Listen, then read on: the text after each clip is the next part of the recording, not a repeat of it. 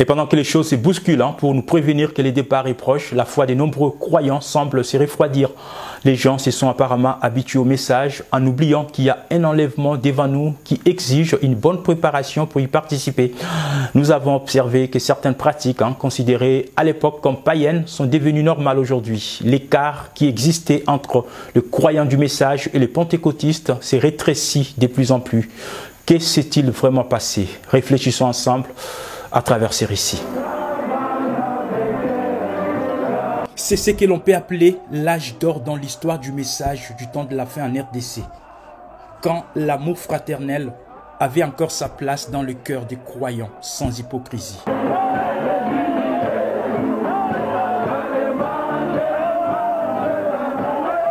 À l'époque, on n'avait pas besoin de beaux édifices pour voir Dieu descendre parmi son peuple, mais juste dans le petit hangar où les gens étaient parfois assis par terre, Dieu était présent.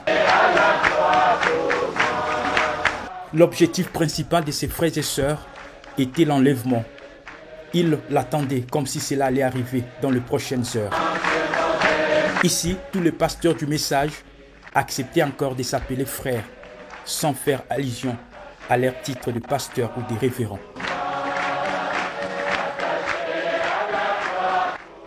C'est à cette époque que les poètes Lifoko du ciel et Émile Kazi ont chanté « Seigneur, ne me donne pas beaucoup de richesses de ce monde, mais donne-moi juste ce qu'il me faut. » Des choses dans ma vie, oh Seigneur mon Dieu, ne me les prive pas, toi ma vie, oh, ne me donne pas beaucoup, sinon dans ma richesse. Cette chanson peut-elle encore être chantée dans cette même version aujourd'hui? À l'époque, la plupart des croyants étaient moins riches, mais ils vivaient dans l'amour et l'unité. Mais aujourd'hui, avec toutes les bénédictions matérielles, nous trouvons plutôt la division et la haine entre frères et sœurs.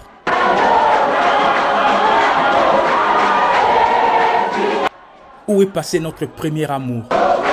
Cette vie de simplicité dans le message, où des frères, malgré leur rang social, pouvaient fraterniser avec leurs prochains.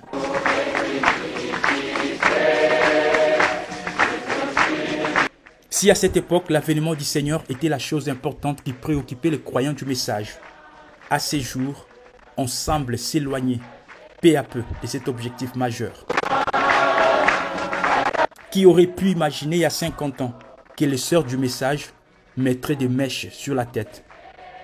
Qui aurait cru qu'en ces jours, on aurait des croyants du message dans la politique?